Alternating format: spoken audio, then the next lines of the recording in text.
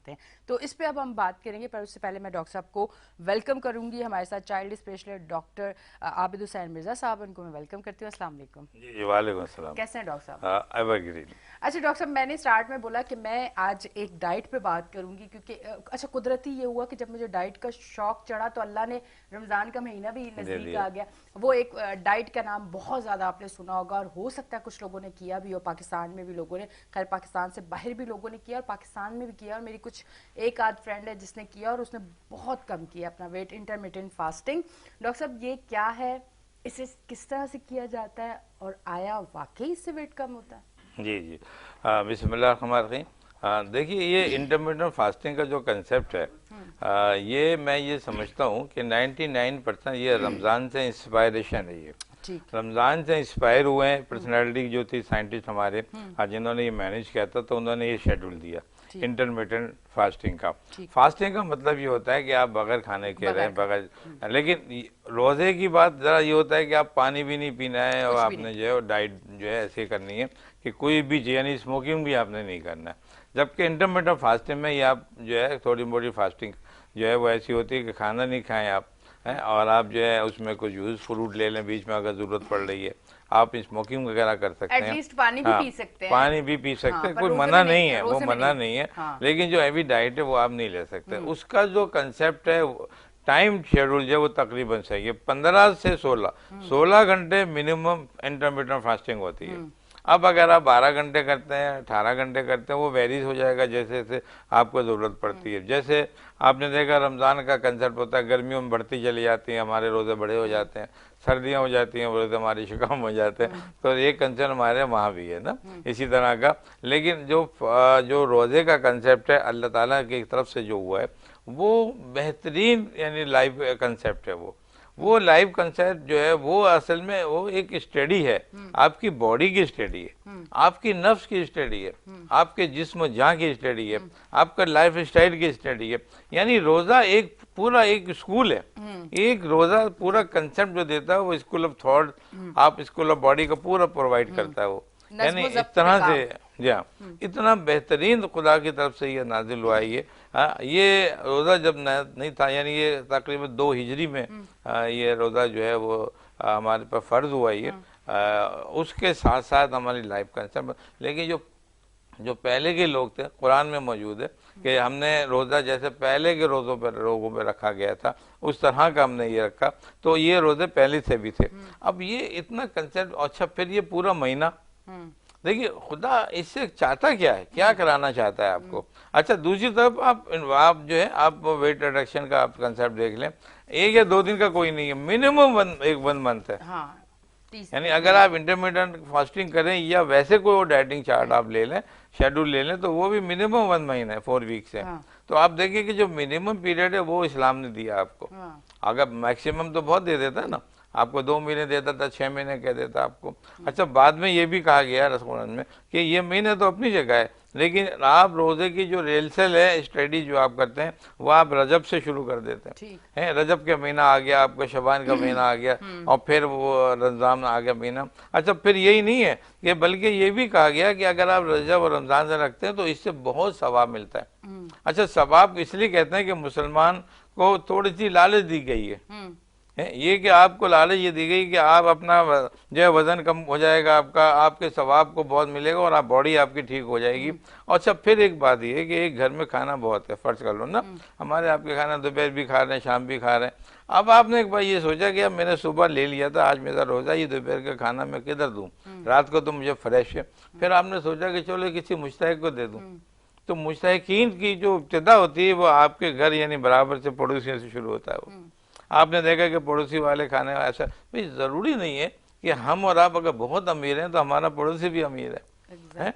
मैंने ऐसे घराने देखे कि जब पता चला कि हम तो बहुत खुशी से खा पी रहे थे, और जो पड़ोस में वो बेचारा खाली जो है रोज़ा ऐसा रखता, खाली पानी पिया, रोज़ा रख लिया। और जब हमने मालूम हुआ कि वो इतना सफ़ेद पोश लोग थे कि बिल्कुल उनके बच्चे तक नहीं बताते थे कि ऐसा हो रहा है। तो देखिए, हमें चाहिए कि हमें बाकायदा इंक्वायरी करें कि ये एक्सिस खाने हमें दूसरों को दें। ये है कंसेप्ट जो है रमज़ान का कंसेप्ट, कि लोगों की मदद करना, दूसरे मुस्तकीन को आप जो है वो चीज़ें दे दें। यहाँ तक कि यही नहीं है मुस्तकीन को कि आप सिर्फ खाना दे रहे हैं, आपको हर चीज़ का जो है आपको पास करना है। यानी इसे कहते हैं एक तरह से ज़कात हो रही है आपके जिस्म की। आपको रोटी सालन खाना पीने के अलावा कपड़े भी देने हैं, आपने डोनेशन में आपने अपने कपड़ा भी देना है लोगों को, ये भी ज़कात भी है। और ये भी आपके जो है वो जो आपकी जो प्रैक्टिस हुई थी रोज़ा रखने की वो है ये। आपको अपने नफ्स को जो हर तरह से कंट्रोल में रखना है, ये असल में नफ्स है। असल में खाली सारी कहानी जो इस्लाम की डिपेंड करती है वो नफ्सियात पे होती है, वो नफ्स के ऊपर होती है। और नफ्स का कंट्रोल सिस्टम दो हैं, एक बुराई है एक अच्छाई है। अच्छाई अल्लाह की तरफ जाती है, बुराई का कंसेप्ट जो है वो शैतान की तरफ जाता है। हमेशा नफ्स आपको नेगेटिव बताएगी, जबकि कंसेप्ट ये है कि इंसान का नेचर जो है, फितरत जो है वो इस्लाम की है। यानी फितरत जो है वो ईमान है आपका, लेकिन हम उससे हट जाते हैं। एक बच्चा जो पैदा होता है वो फितरत पे जो पैदा होता है वो कभी भी जो है वो शैतानियत नहीं जाता, शैतानियत की तरफ नहीं जाता। सबसे पहले उसको अपने कायनात को देखता है, माँ को देखता है, घुमाता है, सब देखता है कि ये है कंसेप्ट का। वो फितरत जो है बच्चे की वो ईमान की तरफ जाती है, अल्लाह की तरफ जाती है। लेकिन जैसे बच्चे बड़े होते रखते हैं वो जो है नेगेटिव होते चले जाते हैं, नेगेटिविटी डेवलप होती है, वो शैतान का कहलू है। हमें ये चाहिए कि हम जब रोज़े की बात करते हैं तो अगर ठीक है, एक कहते हैं ना कि भाई मज़हब इंसानियत है, वो लोग जो पूरी दुनिया में जिस वक्त चल रहा है वो इंसानियत चल रही है, ठीक है। अच्छा, इंसानियत तो अपना रहे हैं मगर इस्लाम को नहीं अपना रहे। आपने देखा ना कितना ही कलमिया है ना, है? आप देखिए कि अभी हर मुल्क, अमेरिका चले जाएं, कनाडा चले जाएं, चाइना चले जाएं, इंसानियत जो है उनका दीन है, हर चीज़ की मदद कर रहे हैं। और ये नहीं समझ रहे कि इंसानियत जो है वो सिखाई किसने, वो तो इस्लाम ने सिखाई है, आपके रसूल सल्लल्लाहु अलैहि वसल्लम ने सिखाई है, सबने, वो आले इब्राहिम की तरफ से चली आ रही है। तो आप ये भी तो देखें कि आपको जो इंसानियत सीख रहे हैं, देखिए इंसानियत को बनाने वाला, इंसानियत को स्टेबल करने वाला जो अल्लाह की ज़ात है उसको नहीं मान रहे आप, है? तो यही दो चीज़ें आ गई हैं। ये उन लोगों के लिए इंटरमिटेंट फास्टिंग आई गई थी जो मतलब बाहर के लोग जो थोड़े से नॉन मुस्लिम भी थे, वो ये ऐसा हो गया था कि उन्होंने रोज़े नहीं रखते। उन्होंने कहा कि रोज़े तो हमने नहीं रखने, हमें आप ऐसा कोई कंसेप्ट दे दो कि हम जो है कुछ आसानी से कुछ पानी शानी भी पी लें, अपनी स्मोकिंग कर लें, कुछ जो पीने पाने की चीज़ें वो कर लें और हमारे वेट भी हमारा रिडक्शन हो जाए। तो ये कंसेप्ट आप आ गया, कहने का चलो ऐसा कर लो कि आप 16 घंटे आपको फास्टिंग करनी है। उसमें ग्लूकोज लेवल कम करना होता है आपको, वेट कम करने के लिए। जब आप सारा दिन नहीं खाते तो वो ग्लूकोज लेवल कम कर, मैं बड़ी रिसर्च करती हूँ इस डाइट पे, क्योंकि ये डाइट मुझे करनी थी। और फिर रमजान में मुझे जरूरी था कि मैं रमजान में करूँ, क्योंकि एक तो रोजे का भी सिलसिला होगा, एक वैसे ही आपने सबर आया हुआ होता है, क्योंकि रमजान में जो आपको सबर होता है वो नॉर्मल डेज में आप डाइट करके सबर नहीं कर सकते। तो मैंने कहा ये बेस्ट महीना है कि आपने रोजे भी रखने, इबादत भी करनी है और आपकी डाइट भी हो जाएगी। आपने बिल्कुल अच्छी खूबसूरत बात कर दी, क्योंकि बात हम चल रही थी तो मैं अब इसी बात पे आ रहा था। रोजा सब्र का नाम है जी, समझे ना। यानी रोजा का जो चौथाई असर जो होता है एक तरह से वो आपके ईमान पे होता है, और हाफ असर जो होता है वो सब्र का होता है। यानी आप जब तक सब्र नहीं सीखेंगे रोजा नहीं रख सकते, समझे ना। तो सब्र का हमारे यहाँ बहुत मुकाम है, सब्र बहुत आला मुकाम रखता है। सब्र के अंदर आपकी हर चीज़ आती है, उसमें रोज़ा, नमाज, ज़कात, महार इंसानियत के उसूल, ये सब सब्र के अंदर समझ जाते हैं आपके। तो सब्र जो है, अब डाइट का सब्र जब उस वक्त होगा जब आप अपनी सेहत पे ये देख लेंगे कि अगर मेरी सेहत पे कोई बुरा असर पड़ रहा है, फर्ज कर ले आपने देखा आप रोजे थे, आपने कहा कि इस वक्त अगर मैंने पानी नहीं पिया तो मैं गिर जाऊंगा, या मैं इस वक्त तो बेहोश हो सकता हूँ। तो सब्र की इंतहा ये होगी कि आपके जहन में एकदम आएगा एक अच्छाई का एक फरिश्ता आएगा, वो आपसे कहेगा कि नहीं आप कभी नहीं गिरोगे, आप कुछ भी नहीं करोगे, अल्लाह आपको चाहता है, आप अल्लाह को चाहते हैं, आप जाग करके देखिए आपको कुछ भी नहीं होगा। एक अजीब किस्म की एक सब्र और ताकत, सब्र की ताकत डेवलप हो जाएगी और वो बड़े आराम से रोज़े चले जाएंगे। बिल्कुल इसी तरह हुआ कि जब हमने ये सोचा, जब बहुत ज़्यादा गर्मियाँ पड़ी, बहुत ज़्यादा गर्मी पड़ी, एक दफ़ा हुआ था तो शदीद गर्मी था, लोगों ने कहा अब रोज़े कल से नहीं रखेंगे। तो हमने कहा कि नहीं कल से तो रखना है, अब तो प्रैक्टिस हो गई। हाँ, बिल्कुल है ना।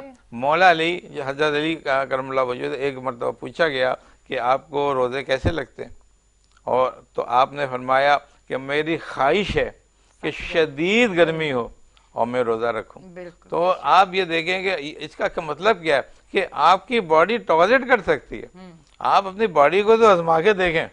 हम लोग क्या करते हैं, अपने आप को नहीं आजमाते। वो आपने बात तो शुरू में की थी, बड़ी खूबसूरत बात की थी कि आप अपने आप को ब्यूटी देखें, अपने आप की जो सिस्टम को देखें।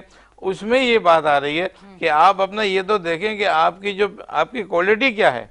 जब आपकी क्वालिटी के समय आप अपने आप को पहचान लेंगे तो मैं समझता हूँ फिर आप बेहतरीन लाइफ गुजारते हैं आप। बिल्कुल ऐसा ही है। और टीवी स्क्रीन पे आपके नंबर आ रहे हैं, आपने अगर लाइव कॉल करके इस डाइट के बारे में कुछ पूछना है, डॉक्टर साहब से कोई सवाल करना है, अगर कुछ लोग मेरी तरह चाहते हैं कि डाइट पे जाए रमज़ान में, तो वो इस डाइट के बारे में ज़रूर सवाल कर सकते हैं और हमें कॉल कर सकते हैं। कॉल के लिए आपकी टीवी स्क्रीन पे हमारे फ़ोन नंबर आ रहे हैं। डॉक्टर साहब, अब है जी सहरी। अब मुझे बताएं कि मैंने सहरी कैसे करनी है, क्योंकि नॉर्मल डेज में, मतलब वैसे जब मैं डाइट पे नहीं होती तो मैं सहरी में खाती हूँ पराठा, और जो इफ्तार में सालन बनता है वो खाती हूँ, और साथ में चाय जरूर पीती हूँ। हालांकि गर्मी में भी रमजान आ रहे हैं काफी अरसे से, पर फिर भी मैं लस्सी नहीं, मैं चाय पीती हूँ। तो मुझे बताएं कि हमें फिर इस डाइट में सहरी कैसी करनी होगी?